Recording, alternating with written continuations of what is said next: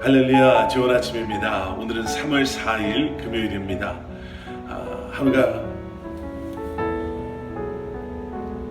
할렐루야, 좋은 아침입니다. 오늘은 3월 4일 금요일입니다.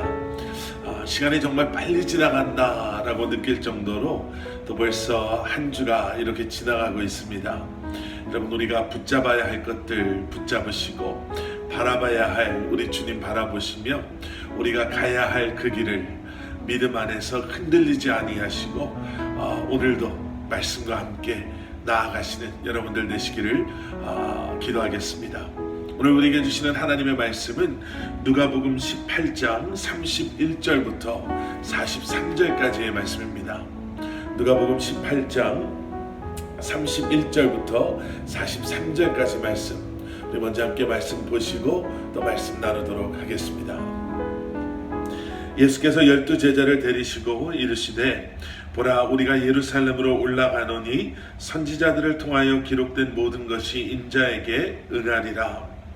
인자가 이방인들에게 넘겨져 희롱을 당하고 능욕을 당하고 침뱉음을 당하겠으며 그들은 채찍질하고 그를 죽일 것이나 그는 3일 만에 살아나리라 하시되, 제자들이 이것을 하나도 깨닫지 못하였으니 그 말씀이 감추였으므로 그들이 그 이르신 바를 알지 못하였더라.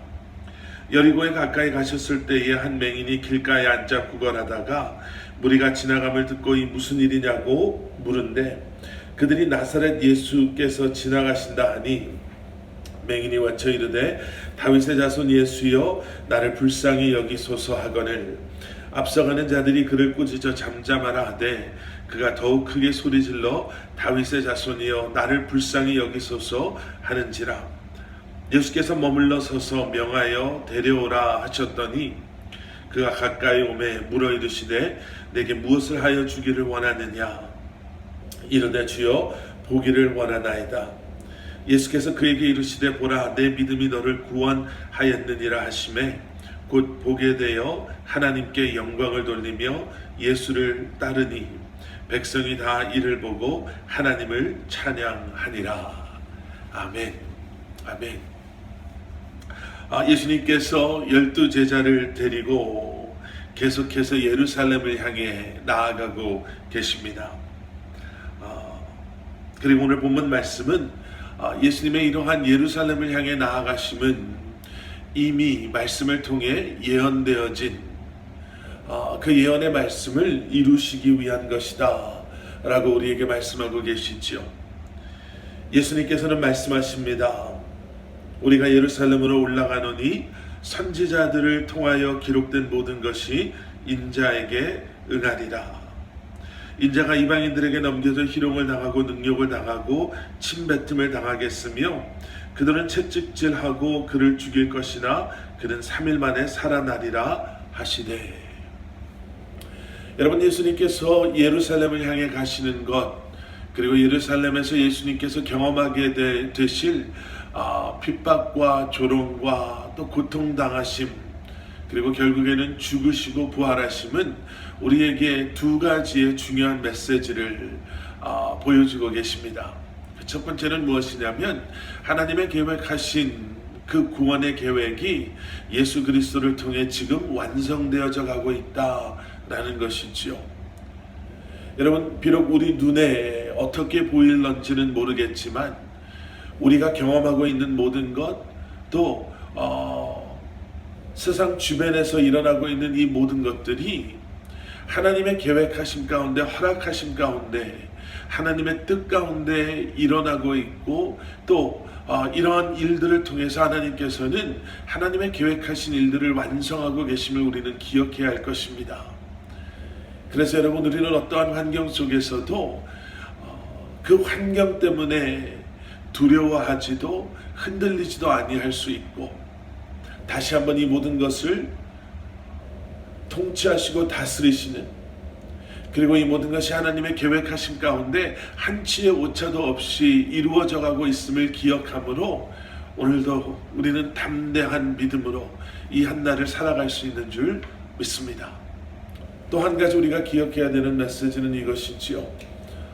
예수님께서 예루살렘에 가고 계신 이유는 그 예루살렘에서 일어날 모든 일들을 통해서 완성하실 우리를 향한 구원의 계획이다라는 겁니다. 예수님께서 핍박받으시고 조롱당하시고 고통받으시고 죽으시고 부활하심으로 말미암아 여러분 구원은 우리에게 값없이 주어졌음을 우리는 기억해야 할 것입니다. 값없이 주어진 구원이기 때문에 가치가 없는 것이 아니라 이 모든 것이 절대적인 하나님의 우리를 향한 은혜요 사랑임을 다시 한번 기억함으로 이제 그 사랑에 반응하는 삶을 우리가 살아야 할 것입니다. 그런데 여러분 보십시오. 34절에서 말하고 있는 제자들의 반응은 너무나 달랐습니다. 제자들이 이것을 하나도 깨닫지 못하였으니, 예수님과 이렇게 함께하고 예수님의 메시지를 그렇게 들었음에도 왜 제자들은 이 예수님의 이 말씀을 깨달아 알지 못했을까? 아마 제자들은 아직도 예수님의 예루살렘의 입성, 그리고 왕 되신 예수 그리스도를 오직 정치적으로만 이해했기 때문에, 그래서 예수님께서 왕이 되시면 우리에게는 어떠한 이익이 있을까, 우리에게는 어떠한 일들이 일어날까, 그 생각에 푹 빠져 있었던 제자들의 귀에 예루살렘에서 그러한 예수님께서 고난받으시고 고통받으시고 예수님께서 예루살렘에서 죽임당하실 것이다 라는 그러한 말씀은 연결되지 않았지요. 그리고 또 한 가지 그들이 이해할 수 없었던 이유는 이 말씀이 감추어져 있었기 때문에 그렇다라는 겁니다. 때로는 하나님께서 우리를 위해서 하나님의 온전하신 뜻을 감추어 놓으실 때가 있다라는 거예요. 하나님께서 원하시는 그때에 우리에게 그러한 하나님의 마음을 보여주시고 하나님의 계획을 알게 하신다라는 거죠. 때로는 감추어져 있는 것 같고 보이지 않는다 하더라도 그렇기 때문에 우리가 주님을 의지하고 신뢰한다면 보이지 않는, 볼 수 없는 상황 속에서도 우리는 끝까지 주님의 행하심을 신뢰하고 주님의 때를 기다릴 수 있는 믿음이 필요한 줄 믿습니다. 우리가 지난 화요일에도 함께 말씀을 공부하면서도 나눴었죠. 눈에 보이는 현실이 전부라고 생각하는 것은 이 모든 것을 주장하고 다스리시고 운행하시는 하나님을 우리가 바라보고 있지 않음을 의미하기도 합니다. 주님을 바라보실 때 우리 눈에 보이는 것, 우리의 육신의 눈으로만 보여지는 세상이 아닌 우리가 현실이라고 말하는 것보다 더 큰 현실 가운데 역사하시는 주님을 바라보시고 주님을 신뢰함으로 믿음 안에 이 한 날을 살아가는 저와 여러분들 되기를 기도합니다. 계속되어지는 말씀 속에는요, 여리고 근처에 살고 있었던 한 맹인에 대한 이야기가 등장합니다. 길거리에 앉아서 구걸을 하고 있었던 이 맹인의 귀에 사람들의 웅성웅성 하는 소리가 들리기 시작하죠. 그리고 그가 물었습니다. 무슨 일이 지금 일어났습니까? 그리고 그때 그에게 들려오는 이야기는 나사렛 예수가 지금 여기를 지나가고 있다라는 것이었습니다. 그리고 그 이야기를 들은 이 맹인은 주저하지 않고 소리 지르기 시작하죠. 다윗의 자손 예수여, 나를 불쌍히 여기소서. 갑자기 이 맹인이 소리 지르는 것에 주변에 있던 사람들이 그를 꾸짖었습니다. 조용히 하라고. 내가 뭘 안다고, 그분이 누군지 네가 안다고 이렇게 소리 지르냐고 꾸짖었겠지요.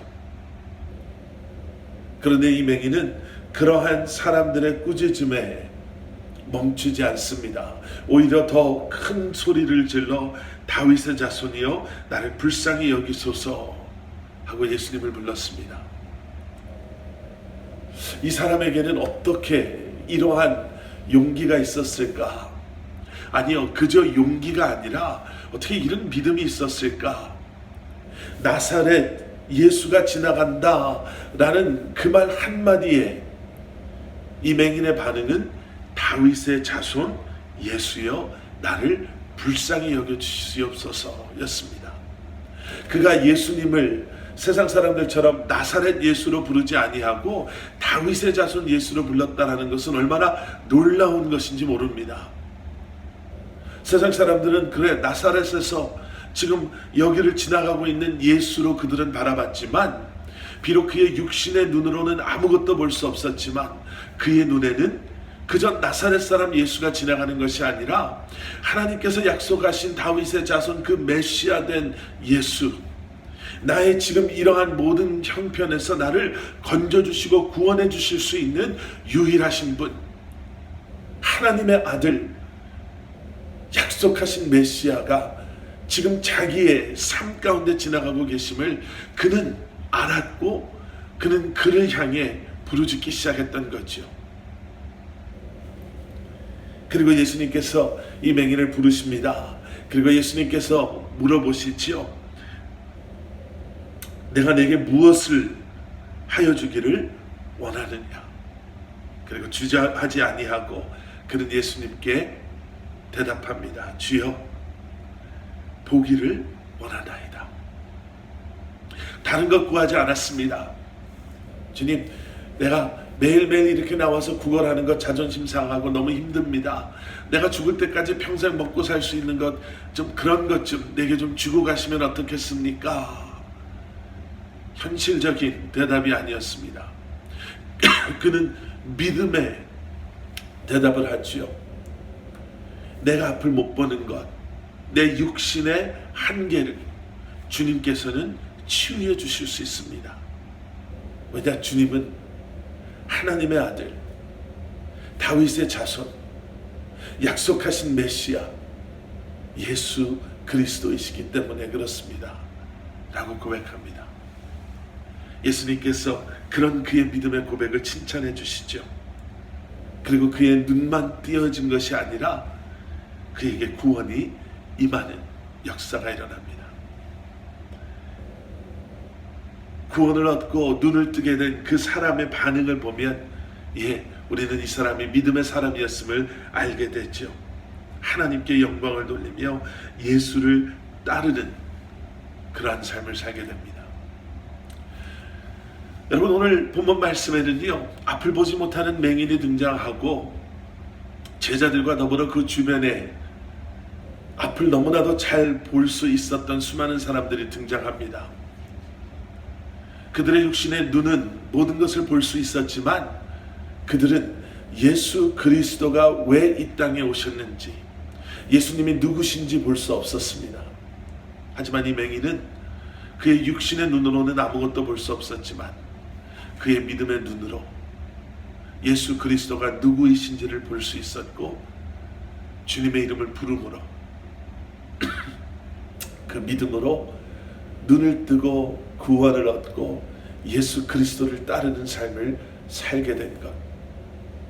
여러분, 오늘 하루 정말 우리가 봐야 될 것들, 우리가 바라봐야 할 그분을 바라보시며